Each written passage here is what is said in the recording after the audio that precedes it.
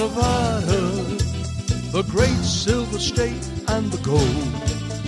New tales of Nevada, the stories, people working hard to make a home. Old tales of Nevada. Hello, everybody. Welcome to Old Tales of Nevada, past and present. We have a great show today as we start off 2018, and we're going to be talking with one of our transformational leaders who's made a great deal of changes here in Nevada. Some great things to talk about. We'll be back with all of it right after this.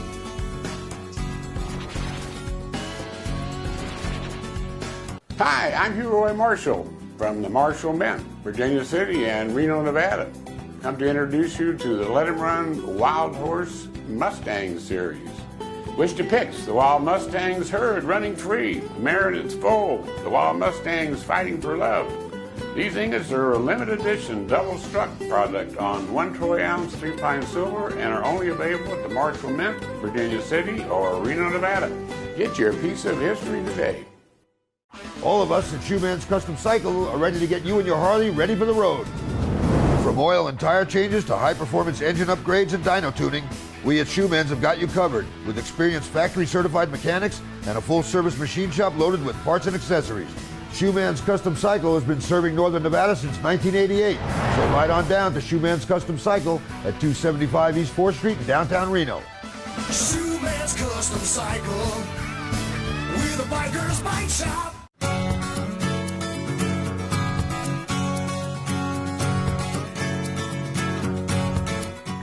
Welcome, everybody, to Old Tales of Nevada, past and present. I'm John O'Brien, the host of the show, and with me, as usual, is Hugh Roy Marshall. Hugh Roy, good to see you as we start 2018. Yeah, and another big year. Another big year. We're here in the Marshall Mansion, and we're sitting in the, how do you describe it, the specimen room? This is the museum room. Museum room, right. It's a beautiful This is our 270th show? Or? It's beyond that. We're, we're about 271, 272. Okay.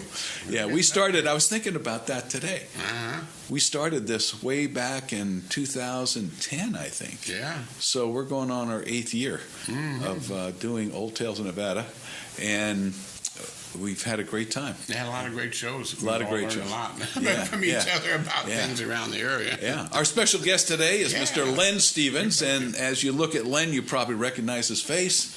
Been around since about 1986, right, Len? 86. Yeah. Good to have you with us today. Yeah, thank you very much for having me. I really appreciate it. To be a part of this history is really an honor. That's it, and that's what our whole purpose of the show is to bring personalities and historical figures to our show, because they have so much to offer the Northern Nevada area. They've done so much in the area for good, and we like to highlight that on the show.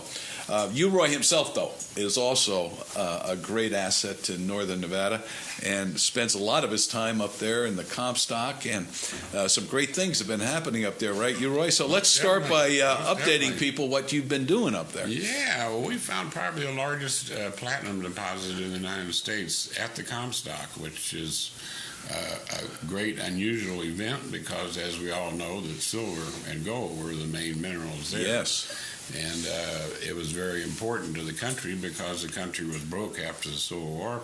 Right. The Comstock miners upchucked $79 million and paid the United States off, and we started our country really from that money. Yeah, that's and amazing. The other great thing that it gave us was that the silver gave us change for the gold money already in circulation. But the platinum is our metal of today, which is the space age metal, which, unlike the silver, was our digital metal and is in just about every plate we have. Yeah. We use it everywhere now. Everywhere, in fact, it's in very short supply. It's in short supply. Yeah. So you have discovered that by accident up there, totally by on the platform, on the Comstock, on the Ophir dump. Where I walked around there one day. We have a show that we're going to be introducing to the folks, which shows us on that actual location where you found the platinum. Yeah. So we look for some great things happening up there on the Comstock. You also have the Marshall Mint up there. And the hotel up there. And the hotel, Silverland Inn and Suites. Yeah. And great great Get your place. romantic honey and get up there and enjoy it. Yeah, what's that number again? Do you remember? Yeah, 847-4484. There, you got it. Okay. Yeah. See, that man's right on. He's a marketer himself, right? Well, that's a great experience to go up to Virginia City. It is. Yes. You want to go back in history, it's very, very great experience. You know, a lot of people go up there for the ice cream cones and the cotton candy, and they miss the heritage of Virginia City. I always say that the people up there need to focus more on the history and less on the frivolous stuff that goes on up there.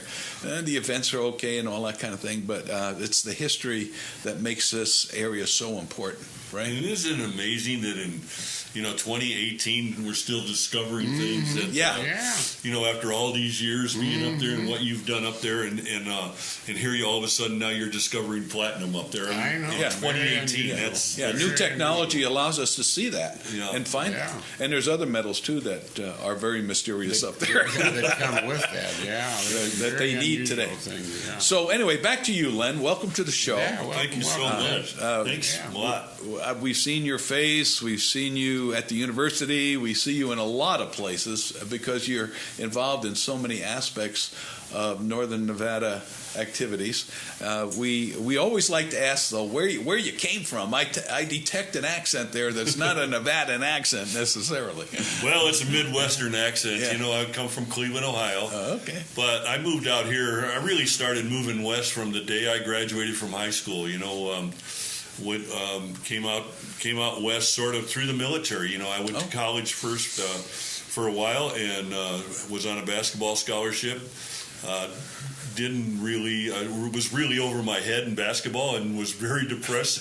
In those days, we had the draft, so I went in the United States Navy and spent 3 years in Hawaii. Wow. I was very fortunate with my duty, and then had some relatives living in California, and ended up staying out on the West Coast. And started out with my career with teaching in high school at Jesuit High School in Sacramento, California. No kidding. And had a lot of success and ended up going to Washington, state of Washington, in the small college, St. Martin's College in Olympia, Washington. Where I was there for 3 years. We had a very fortunate thing happen to our team. We beat Washington State University. All right. So the next year, the coach hired me as his assistant, and he moved on, and I became the head coach there. And that's a big job. I mean, was that Pac-10 in those days? Yeah. It was really a fun experience. Then came to the University of Nevada and stayed here for 6 years as a coach. Yeah. Had a great experience. Loved this community. Absolutely loved it. Knew even after I left, I went to Switzerland and coached professionally, and then coached at UC Irvine for 7 years.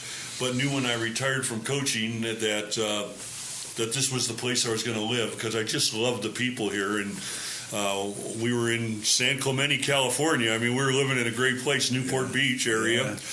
But we just love the people, and so my wife and Helen and I decided to move back, and we have 2 kids of our 4 kids living here, and super. It's been a great experience. I thought I was going to retire and play golf, and that lasted about 2 months, and then I ended up. You got busy doing other things. Chamber of but Commerce. your story is so common to people we have on the show. They're born somewhere else. I'm an East Coast guy myself, Jersey, but we have people that are all over, and they come to the Truckee Meadows. They see the lay of the land. They love that, for one thing. And then they get involved with the community, and it truly is unique from other places for some reason. It draws people back. Even if you just visit for a few minutes or a few days, you want to come back to Reno. I don't know what it is. You say people, it's probably that and other things too, right? Yeah, I think the history. There's still a great history in this town. Mm-hmm. When and now you see the old and the new in terms of families, people who have grown up here, who absolutely, would never leave here for anything. Right. But they welcome people who come here, and it takes such a short time to feel like you're part of this community. Right. If you want to really get involved. Yes. And that's the way we felt. We were part of this community immediately, and the friendships we had here when I first came in 1986 were lasting. You know, and when I came back, it was like I never left. Super. And so it's a great place to live, to have a family, and to be a part of a community, and the growth, development, all the things that take place. So it's been a great experience for my wife and I and our kids. So we love it. Yeah, we raised our kids as well as you have, Roy, and what great schools. You know, a pretty good environment for the kids to grow up in, because there wasn't a lot of crime, and there normally isn't a lot of crime in Reno. So you can really, bring your kids up in a wholesome environment, right? Yeah.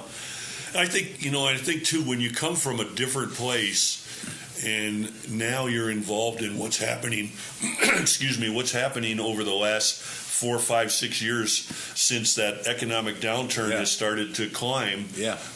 What you see this growth and development, but you see it done, I think, pretty smartly. I think our people, our leaders understand the complexities of growth, and it's happened in some phases a little faster than maybe you want it to happen. Now we have to wait an extra 5 minutes. It takes us an extra 5 minutes to get home, which is like 12 minutes. That's going to be a challenge. It's roads, exactly. Right? With all these people coming to town, where are we going to put them all on the roads? It's a parking lot on Virginia Street anymore. Exactly. But we've kind of reinvented ourselves in the last 5 or 6 or 10 years, right?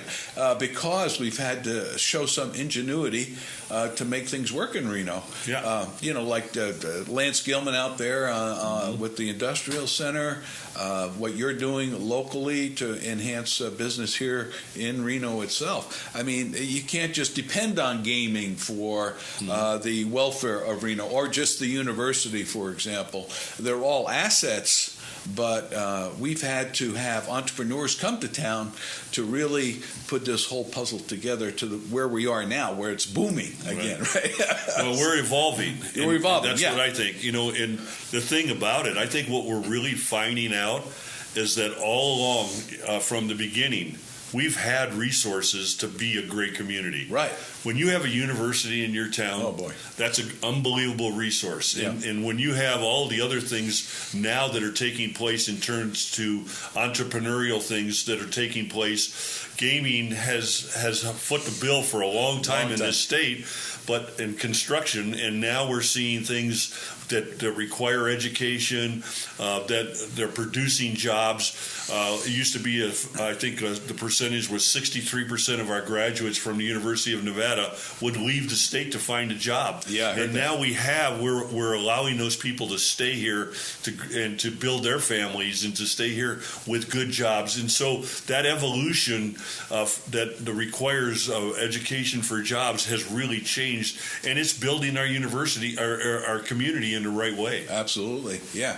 So you've been involved with a lot of this growth and the educational part of it, not only in sports, but you've really helped to bring people to the town that are going to be real assets to the building of companies and the community. So we want to hear about that as we further into our show. But this is a good start, and we're glad you're here. So we are going to take a break here, and we'll come back with more Old Tales of Nevada, past and present, right after this.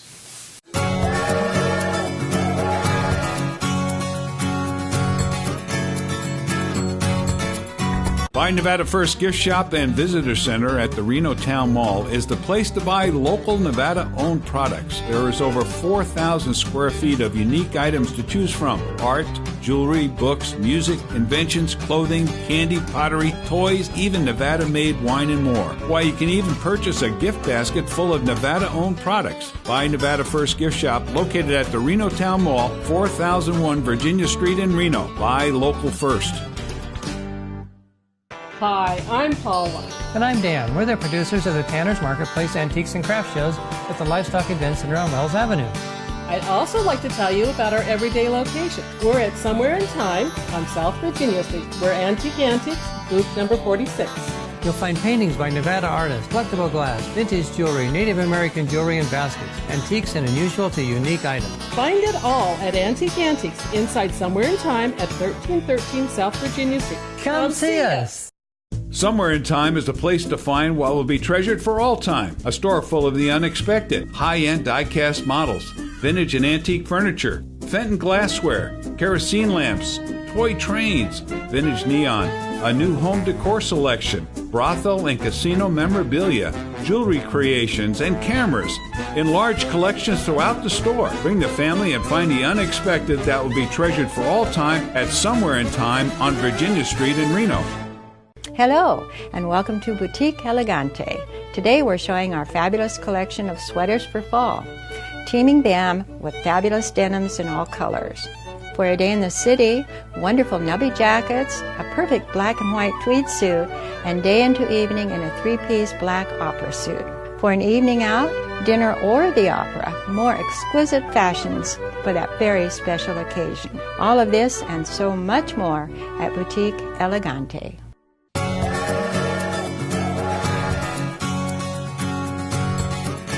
We're back here in Old Tales of Nevada, past and present. We're talking with a good friend of Reno, Len Stevens, totally involved in community affairs and the university, and we're having a great conversation with him and you, Roy Marshall, here at the Marshall Mansion on Old Tales of Nevada, past and present. Now, we want to get into some more detail here. You were a coach. You came in the '86 and had a pretty successful run there as coach of UNR.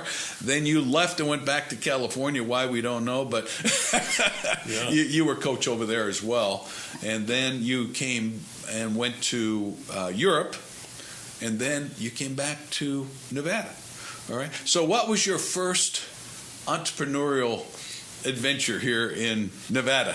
Well, the first thing is I bought a pizza place, Right. and I ran Len's Pizza Club for a couple of years. Was it pretty good pizza? It was very good pizza. New York style pizza? It was the best. You could bend the crust. No, it was crispy. It was it was thin crispy. crust, and Okay. My mother, of course, is Italian. All right. So we had all her recipes, Super. but had a great time over on Rock Boulevard. Yeah, I know exactly. And was there for a couple of years, and a great experience. But then I got an offer to go overseas to Switzerland. And it was really funny how it happened. So I told them I couldn't go. I had an agent call me and say, they want an American coach, and one of my ex-players was playing there and recommended me. And I said, I just can't do it. I own this place. My kids were in college. Who was going to run the place? And so they said, well, come over for just a week. We have some American teams coming over in the summer. Mm-hmm. We'll put an all-star team together, coach the all-star team, and then see if you like it, and we'll do something. So I went over there, and we beat all four college teams. We beat Seton Hall and Way to go. And so now they were making a pretty good offer. Well, the only way that this happened was I got interviewed by the RGJ after I came back about the trip. And I said, well, I'm not. There's no way I can go. I have, I got a business now, and I've got to stay. The next day, I had 6 phone calls to buy my place. No kidding, really? So it was almost like an auction. Isn't So I sold the pizza place in like 2 weeks and went over to Switzerland for 3 years and coached over there. And had a great time. My wife and I traveled to all the different countries in Europe. Amazing. Europass, and did some great things. Yeah. And Where were you guys in Switzerland? we were in Zurich or Neuchâtel. Basel? We were right halfway between Zurich and Geneva. Wow. Beautiful lake town of Beautiful. Neuchâtel was absolutely gorgeous. So we had a great time there. And then I came back here and had a great friend over at UC Irvine. So went back there and coached there for 6 years. Oh, okay. And then decided to retire. And that was in 2001. Okay. And so I came back here with the idea I'm going to play golf every day. And that didn't work out. Golf got tiresome. Yeah, it'll get a little boring after a while. Yeah, Although so- I would like to try that. It's for a while. fun, but I just couldn't sit around like that. No, And so I'm like that too. I had friends who said, "Hey, there's a great job, perfect for you. The Sparks Chamber is opening up," and so I interviewed for the Sparks. Didn't even know what a chamber was. Right. Had to do a lot of study at that time, and interviewed for the position, and they hired me. Amazing. And now I'm really into entrepreneurship, as you're asking. and really learned a lot about the business community and what's needed and being able to see the growth, because I ended up 15 years with the Chamber. What does the Chamber do? I mean, you hear about the Chamber, but it's hard to know, their impact on the business community. Yeah. The Chamber is in somewhat like a fraternity. So as businesses, when you join the Chamber, you're joining really a fraternity of businesses at all different sizes, all different projects, different types of things that they do, entrepreneurial. But what you do is you bring those people together in so many different ways and most of it's through education. Okay. Through guest speakers, through classes. You learn how to run your business. We had a relationship with Nevada Small Business up on the university campus. So what you're doing is you're really providing avenues for businesses to learn what they're doing right, what they're doing wrong, and where to find the answers. Now, That's part of it. Do you have people there with street smarts? In other words, you can go to a university and get all the theory, right? But you get out on the street and you're running a business like a pizza place or a mining company, and those theories kind of go out the window in many ways, right? Yeah. So, and what happens in most businesses is that you sort of have a specialty in one area. Yeah. So, like, I get up in the morning on Sunday and I make breakfast for all my grandkids, and they think it's the greatest breakfast in the world. Right. So, in my mind, I'm like, I should open up a restaurant. But I don't know the other parts of it, the other nuances of hiring people, of taxes, of all the different laws. Yeah. So, I might be able to crack an egg and cook a great egg, right. But there's a lot more to it, and it's the same way in every single business. You have a specialty or a passion in one area, but you need help in other areas. And that's why the Chamber has so much value in that you can commiserate with other people and learn what to do right and what to do wrong. And that's what a Chamber does, is it brings businesses together to really share ideas and to help each other prosper and grow. Yeah, I know a lot, like you're talking about, we can make a great egg or we can do a TV show, but when it comes down to the bookkeeping side of things, paying the taxes and working all that out, we're very deficient sometimes, or even in management. Let me add one more theme to the Chamber of Commerce theme that is fairly important. That there's also chambers of commerces throughout the world that represent countries. Right, like you. Yeah, I've been in charge of the American Arab Chamber of Commerce, the Iran American Chamber of Commerce, the Houston Chamber of Commerce. I've been involved in other governments' Chamber of Commerces. Right. So there's two different kinds. There's a kind that's our local community Chamber of Commerce, and then there's a kind that would buy everything for Aramco over in Saudi Arabia because they didn't have anything. Okay. Right? Everything they needed we bought for them. Well, the Spark City Council and Gino Martini, they associated with the Chamber of Commerce over in China, and they went over there and they had a sister city, and so there's all of those kinds of things. So you're absolutely right. It's on a worldwide base that what you can gather and what you can gain from that. So now, do you have to be a member to take advantage of all these things? And like, if I wanted to know more about how to do accounting, are there classes that you attend, and does it cost money to do those kind of things, or what? It does and it doesn't. So we have in the chamber, most chambers will have monthly meetings on various aspects. They'll also on their website have blogs or have webinars that you can provide information. But the other part of it is that, again, through that fraternity, if you're in business and you need an accountant, you go to another chamber member who's an accountant. Yeah, there's that trust there. Yeah. There's that sort of that reference that these people are in the chamber. They care about the community. They're giving back. These are the kinds of people that I want to support. Yeah. So it's sort of you give back to each other. It's something where I go into a restaurant and have a meal, and I'm in the chamber, and you're in the chamber. I leave my card there. Mm-hmm. Now you call me back and say, hey, you know what? I need a bookkeeper. So it's reciprocal in so many different ways. Yeah, yeah. Now I've noticed that you go to some cities and chambers are really not very active or progressive. And I think you went into the chamber when it was in that kind of situation, right? Not very many members. They didn't have a lot of top-of-mind awareness with the business community.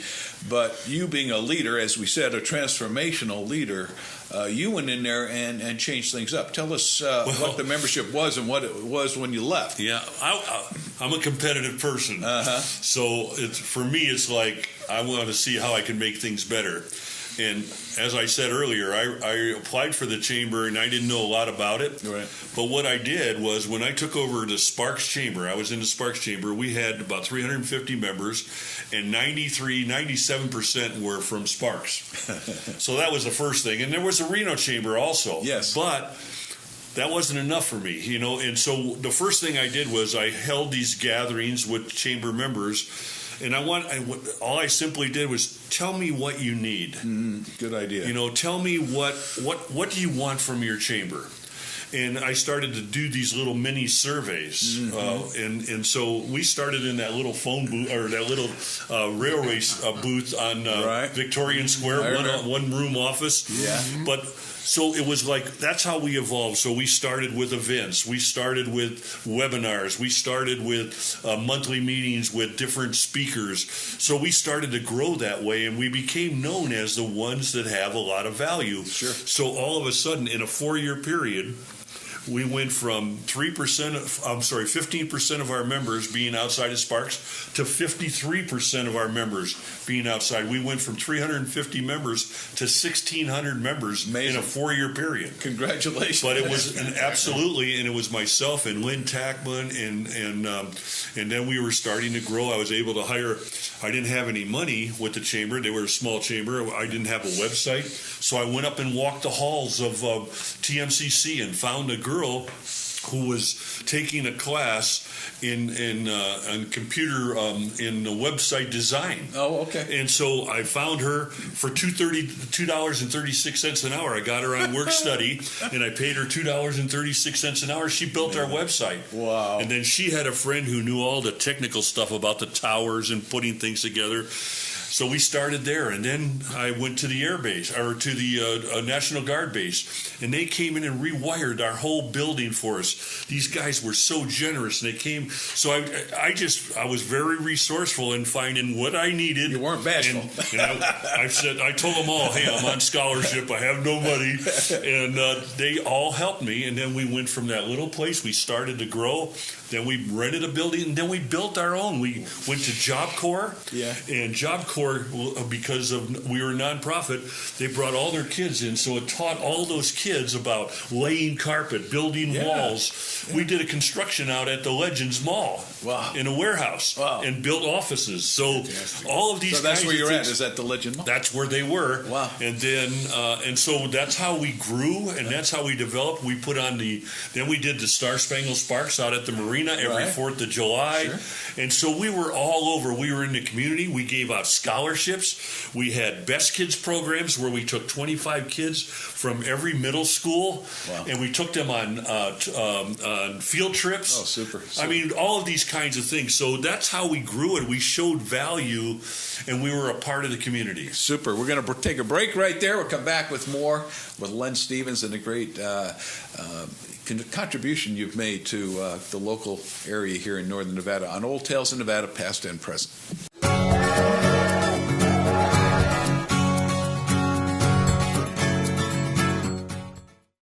The beautiful fall colors are being duplicated in the fall collection of fashions at Boutique Elegante.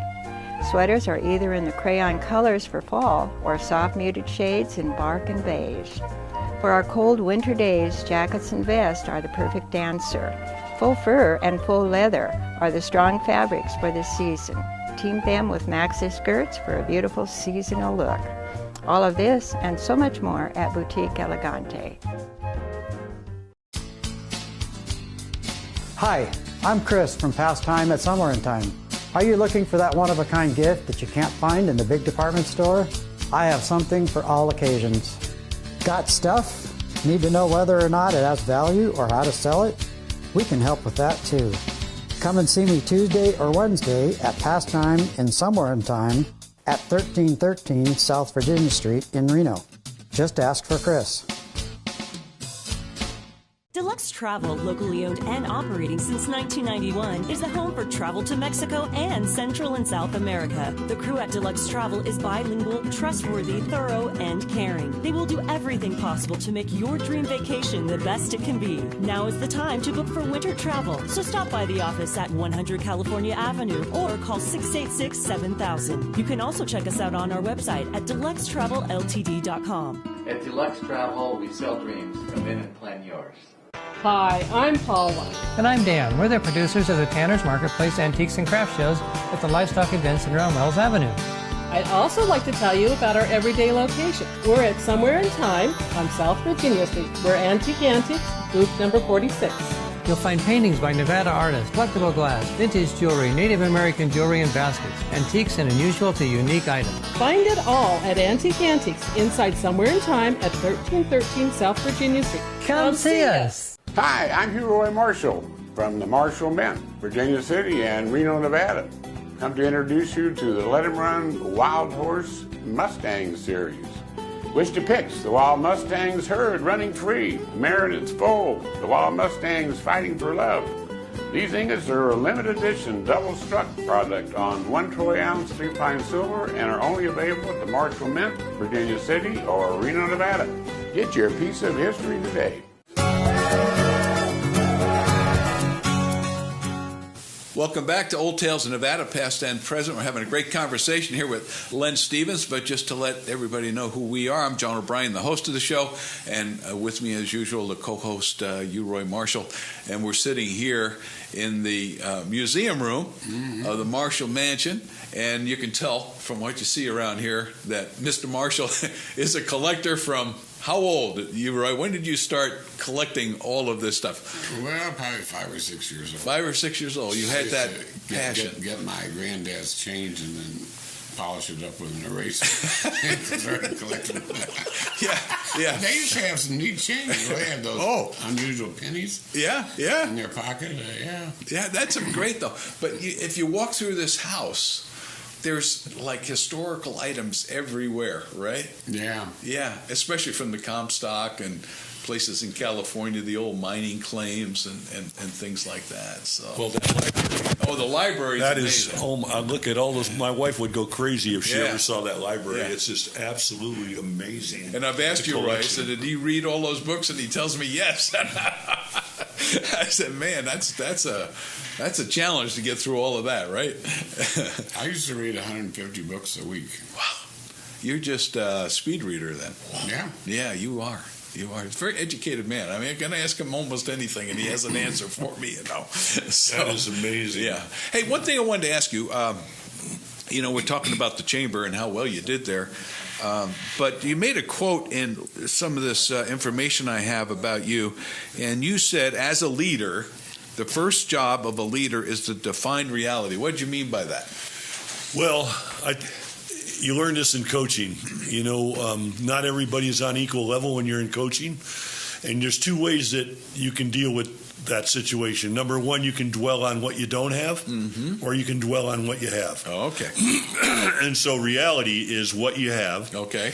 Be able to identify that. And how do you use those resources to your benefit? Okay. To grow and to develop. But on the same token, how do you improve in the areas that you don't have? So when you're dealing with kids, you learn this, especially in coaching. Mm-hmm. You watch kids go out and practice. Mm-hmm. They always work on the things they can do well. Mm-hmm. They don't work on the things in a general sense. They don't work on the things they can't do because they don't want that to be exhibited. You don't go out into the unknown. Yeah, and so when you find someone who can look at a big picture and look at that and say, okay, here's where we're at, and understand that nothing gets done overnight. I had 2 grandkids that were very good basketball players, brother and sister. The sister was absolutely amazing. She wanted to work on weaknesses all the time. The brother did not want to work on weaknesses. And here they are from the same family, same upbringing. Yeah. So it's the same way in business and everything you do. So many times I go out to a business and they're like, during the good times, and they say, oh my God, we're up 25% over the last 3 months. It's absolutely amazing. So I ask the question, why? Yeah. And they can't answer the question. Yeah. So if you don't know the answer to that, how are you going to be able to sustain that? Yeah. And so reality to me is understanding and accepting what you have, what you don't have, and then expanding on all of those, learning what you have and why you have it, and learning what you don't have and how do you get it. Great question. And I think that's reality. And it's the same thing in working in teams. And that's the one thing you learn when you're in a chamber or in any organization that has boards, is that you have to, leadership there is trying to get everyone to see a big picture. Yeah. Because when you get 20 people in a room, sometimes they have pet peeves, They have their own little agenda. And when you have that, it stunts growth. It stunts development. Sure. If you have to look, it's nice that you want something and you think it's important, but how does it fit in the big picture? How does it fit in the mission statement? So that's the reality of it all, is that, we all have ideas, but how does it fit? And how do we accept the fact that if we're painting a picture, that everyone has a brush? Right. It's not about who painted the picture, it's about the picture itself. Yeah. And to me, that's where leadership comes in, is that you have to be able to articulate what the focus is, what the vision is, what the mission statement is, and then stick within those parameters to be able to accomplish those tasks. Yeah, and no doubt you did that with the chamber, because you have so many committees, I would imagine, with chambers.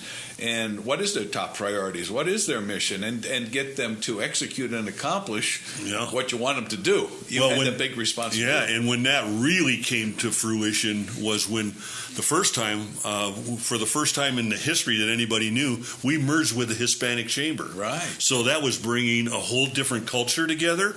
That was bringing a different board together. So being able to meld all those people, bring them together, and to have one vision, because obviously if I'm in the Hispanic Chamber, I have some different goals and objectives. Sure. How do we meld those together so that it really benefits everyone in there? And then a couple years later, we merged with the Reno Chamber. Yeah, right. So I was part of that when we did that merger. So all of a sudden we have 57 board members. Wow. 2 different cultures completely, 2 different chambers completely. Language, everything. Everything. Yeah. 2 working staffs, 2 offices, all of these kinds of things. So over a 4 or 5 year period, we had to put all of that together. And it can't be done without great people. And that's the one thing that I've been fortunate and blessed with, is that I always had great board members, especially when we first started in the Sparks Chamber. People like Jim McClanahan at the university and Kathy Carrico from Nevada Small Business. And Jim Breslin when he was at Model Dairy. Yeah. I can go on and on and on with this list. But they didn't have personal agendas. They were about getting this job done, and that's what made them so great, and that's what made us have the ability to get to where we wanted to get in a quick period of time. That's what I find when we interview people who have accomplished a lot here, is that it isn't their own selfish desires that they want to satisfy so much. It's they want to make the community better. Yeah. And when you have that kind of personality and it invades the community, a lot of things get done. It makes for team spirit, through which you win. Yeah, because you're absolutely right. You don't win. We have a lot of nonprofits here in town, and many successful ones. Yeah, because people are so dedicated to it. Well, you hit on it, especially if you're going to bring a board together and you're not asking them to contribute and be heard. What's the sense of having them? Right. Let everyone take ownership. It's not about what I think. It's about serving the community, and that's what the one thing we always talk about all the time is, hey, we're an organization, we're a fraternity, but our responsibility is to serve the needs of our membership. Yeah, that's number one. Yeah, and if you don't understand that as your responsibility, then you're not doing the job. And so I relied on that all the time. And for me, just like in coaching, we used to go when in the off season.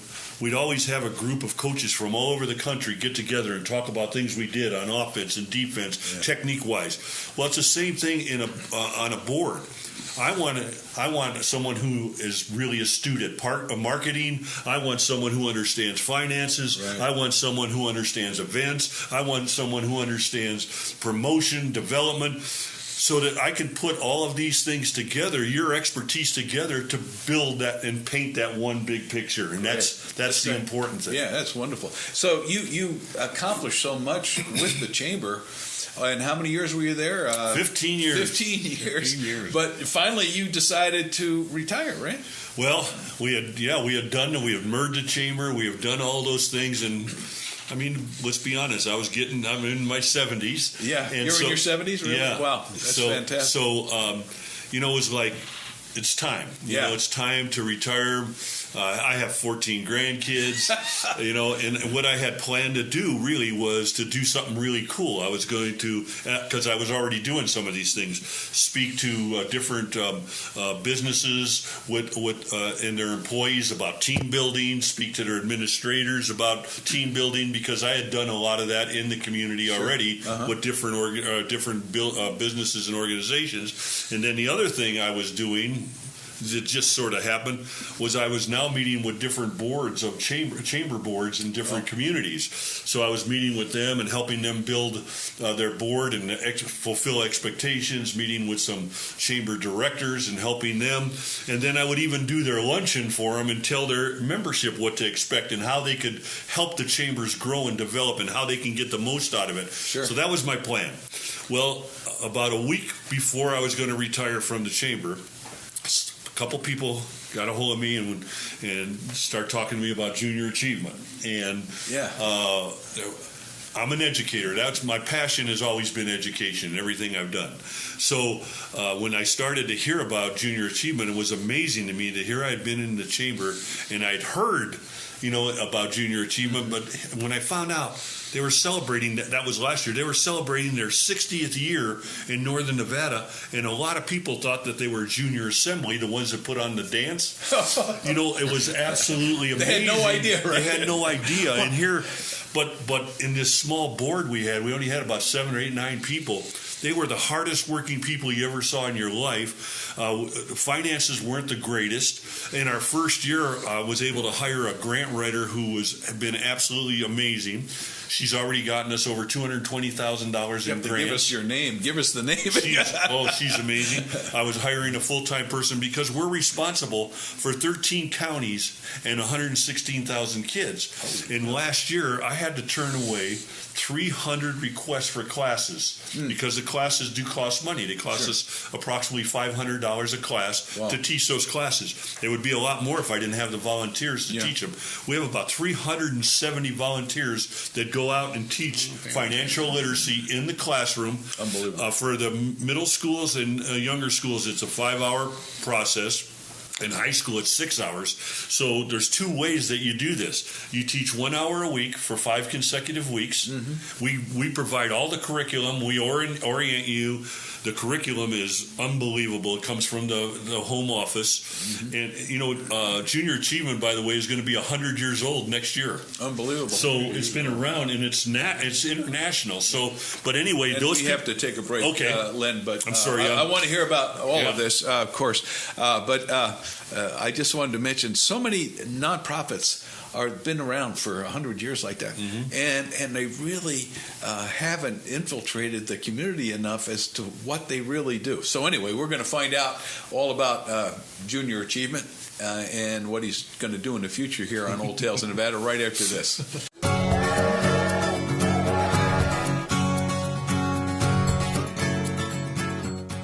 You have got to come and see our bridal designer collection here at Precision Diamonds.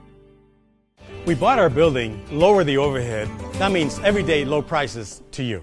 Buy Nevada First Gift Shop and Visitor Center at the Reno Town Mall is the place to buy local Nevada-owned products. There is over 4,000 square feet of unique items to choose from. Art, jewelry, books, music, inventions, clothing, candy, pottery, toys, even Nevada-made wine and more. Why, you can even purchase a gift basket full of Nevada-owned products. Buy Nevada First Gift Shop located at the Reno Town Mall, 4001 Virginia Street in Reno. Buy local first.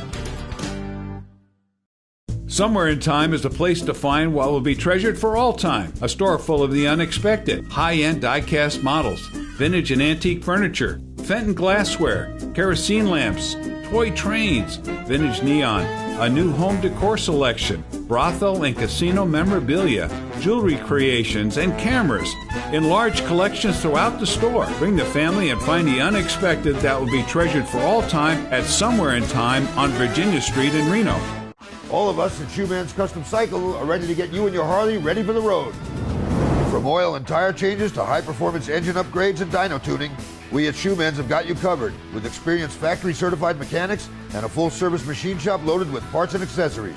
Shoeman's Custom Cycle has been serving Northern Nevada since 1988. So ride on down to Shoeman's Custom Cycle at 275 East 4th Street in downtown Reno. Shoeman's Custom Cycle. We're the Bikers Bike Shop. Deluxe Travel, locally owned and operating since 1991, is the home for travel to Mexico and Central and South America. The crew at Deluxe Travel is bilingual, trustworthy, thorough, and caring. They will do everything possible to make your dream vacation the best it can be. Now is the time to book for winter travel, so stop by the office at 100 California Avenue or call 686-7000. You can also check us out on our website at deluxetravelLTD.com. At Deluxe Travel, we sell dreams. Come in and plan yours. You have got to come and see our bridal designer collection here at Precision Diamonds. We bought our building, lower the overhead. That means everyday low prices to you. Have you heard? It's time for the Tanner's Marketplace Antiques and Crafts Show at the Livestock Event Center on Wells Avenue. Gifts, antiques, collectibles, arts and crafts, raffles. Fun for the whole family.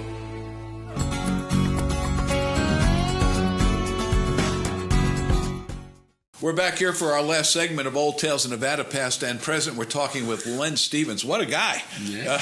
I've been involved with so much here in the community. You truly are a transformational leader, and you've done a lot of good for Northern Nevada business communities, for the kids, and this junior achievement project you're working on. It sounds like a tremendous challenge, but also an opportunity to see a lot of great results, too. Great results. Let's just think about a couple things. Number one, this is the value of it. The legislature in the last legislative session passed a bill that will come to fruition in 2020 that will require financial literacy to be taught in every classroom from 3rd grade through 12th grade. That's going to be a requirement. Every school in the state. We're already doing that. You're doing it. Yeah. You know, so financially they haven't solved that problem yet, the legislature. Yeah. They've solved the first problem. But we raise money 3 ways. We do it through grants, we do it through individual giving, and we do it through events. Okay. So anyone out there that wants to sponsor a class, it's $500 to sponsor a class, 33 kids. And what these kids are learning is what they're not getting. It's very, very important.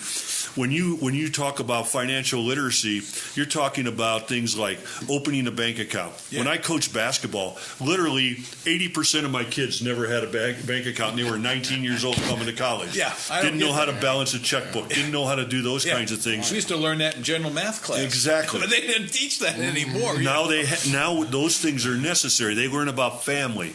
In the kindergarten, these kids are actually learning about how their mom and dad purchase a home. They're getting the ideas. Great. Then it goes up into job readiness. So they're learning about resumes. They're going on and Googling different jobs and finding out what jobs are and how important they are. So they're opening themselves up to new opportunities that maybe they don't get those kinds of opportunities at home. Why don't the school districts have a curriculum like that? Why do they have to leave it up to a nonprofit? I mean, it's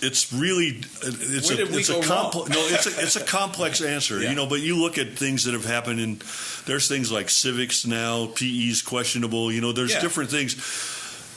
Teachers are strapped with the process of having to get kids ready for tests. And what's happened is that it's changed the whole education system. You know, it's like all the time you got to get ready for a test. You got to get ready for a test. And instead of really learning the process, if you go to AACT in the school district, it's one of their schools. You see kids that go there. They select that school because they have a passion and an interest for something. I had a granddaughter that went there. Her passion was animals, and she wanted to be a veterinarian. Okay. So they have those kinds of things things that you can do, but that's one school in the whole district. Yeah. So that means how many kids? Yeah. Not very many. Not many kids get that opportunity. Right. And to me, I've always believed in education that relevance is the most important aspect of education, and that is, if I'm in school and I'm not surrounded or I'm not in an environment that shows me the value of education, then I don't really understand that. So if I'm taking an English class or a history class or a math class and I don't understand the relevance, I'm not interested. That's it. What's reality here? Yeah. So you have to understand those kinds of things. And I think the thing to go to, this is a long answer, but it's so important. The Washoe County School District now has the RISE Academy. I don't know if you're familiar with it. I heard of it. It used to be called the old continuation school where you went back to school after you dropped out. Sure. Well, RISE Academy now has 2,300 schools. It's one of the biggest. These students are not getting their GED. They're actually graduating. These kids are from 18 to 26 years old. They're seeing the relevance as they get older of education to getting a job and to being able to support a family. So to make a long story short on your answer, it's like the teachers are restricted on what they have to get done. The most important thing that we have to get done is to have kids, all third grade kids, reading at a third grade level when they leave, because studies show that if you can read and comprehend at a third grade level when you leave, your chances of graduating from high school have increased by over 45%. Amazing. So if you can't read at a third grade level when you leave third grade, you have over a 50% chance of not staying in high school. So how are they doing with that? How are they doing with that? It's happening? Well, our governor, thank goodness, he has done an amazing job, and that's part of his project is read by third grade, read by three. Right. And it's still a difficult task, because when I have a classroom of third graders, and half of them are second language students, half of them do not read at home or don't have that. You have all these different things. Most of them, 53% of our population in schools are at poverty level and below. So they're worrying about getting breakfast, eating a meal, eating lunch. They have to do all that, and you've read these articles now where almost over half the kids are on this poverty level of getting food. So there's such a myriad of problems that a teacher and a principal and a superintendent have to deal with now that never came to fruition when we were going to school. Yeah, I mean, we didn't know about bullying. Well, if we did, we took care of it. Right? We took care of it, and it's the same about everything. We all had meals. We sort of, so it is a different climate, and there are special and different needs. Yes. And so you go back to why haven't they learned that? They're trying to learn how to read and comprehend first. Let me add one point to this, because we give billions of dollars away for education, and we're quite involved in it in other places in Houston, Texas. But a big reason why you see the lower grades not have the money is because the upper grades in the universities are being supported by massive educational trust funds. Like our trust fund. Like Harvard's trust fund. Right. When you get down to the little guys in the little school, they're not getting it because the money is not there, because in our state the population is not here. Right. We don't have enough people, but the people over in California, if you talk to them in Silicon Valley, these guys are moving over here now. And they're saying, you better get your school over Well, that's the thing. So, we're we're changing now. Yeah. So that's where the nonprofit can fill a void, like Junior Achievement can go in there with their own formula and help these kids move along with these more common sense types of needs. Yeah, and not only during that 5 hours, during that one semester, but other things that Junior Achievement have are like finance parks, where older kids go into entrepreneurship, and they learn about developing a product, producing a product, marketing a product, learning all of those kinds of things. We're one of the very few JAs in the country that do not have a finance park because of finances. So we have the smallest budget and the smallest staff in the United States in Junior Achievement after 61 years. But we're getting there, and so we need help. There's no doubt about it. I was going to ask you that.